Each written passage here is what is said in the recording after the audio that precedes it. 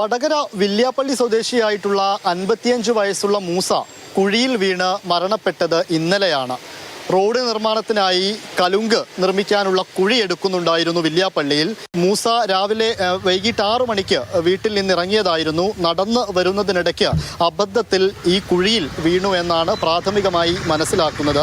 എന്നാൽ കഴിഞ്ഞ ദിവസം രാത്രി 11 മണിയോടെയാണ് ആ നാട്ടുകാർ മൂസയെ ഈ കുഴിയിൽ വീണതായിട്ട് കാണുന്നത്, അവരുടെ ശ്രദ്ധയിൽപ്പെടുന്നത്. ഉടനെ തന്നെ എടുക്കുകയും വടകര താലൂക്ക് ആശുപത്രിയിലേക്ക് മൂസയെ എത്തിക്കുകയും ചെയ്തിരുന്നു. പക്ഷെ അപ്പോഴേക്കും മരണപ്പെട്ടിരുന്നു എന്നാണ് ഡോക്ടർമാരും പറഞ്ഞത്. ഇപ്പോൾ താലൂക്ക് ആശുപത്രിയിൽ തന്നെയാണ് മൂസയുടെ മൃതദേഹമുള്ളത്. ഉച്ചയോടുകൂടി പോസ്റ്റ്മോർട്ടം നടപടികളൊക്കെ പൂർത്തിയാക്കിയതിനു ശേഷമായിരിക്കും ബന്ധുക്കൾക്ക് വിട്ടു നൽകുക. മൂസ വീട്ടിൽ നിന്ന് ഇറങ്ങി റോഡരികിൽ ചേർന്ന് നടന്നു വരുന്നതിന്റെ ദൃശ്യങ്ങളും ഇതിനോടകം ലഭ്യമായിട്ടുണ്ട്. പോലീസ് ഇതുമായി ബന്ധപ്പെട്ട് കേസെടുക്കുകയും വിശദമായ അന്വേഷണം പരിശോധന നടത്തി വരികയുമാണ്. അബദ്ധത്തിൽ കുഴിയിൽ വീണ് മരണപ്പെട്ടു എന്ന് തന്നെയാണ് മനസ്സിലാക്കുന്നത്. മൂസ ഉപയോഗിച്ച ചെരുപ്പടക്കം ആ കുഴിയിൽ നിന്ന് കണ്ടെത്തുകയും ചെയ്തിട്ടുണ്ട്. മാതൃഭൂമി ന്യൂസ്, കോഴിക്കോട്.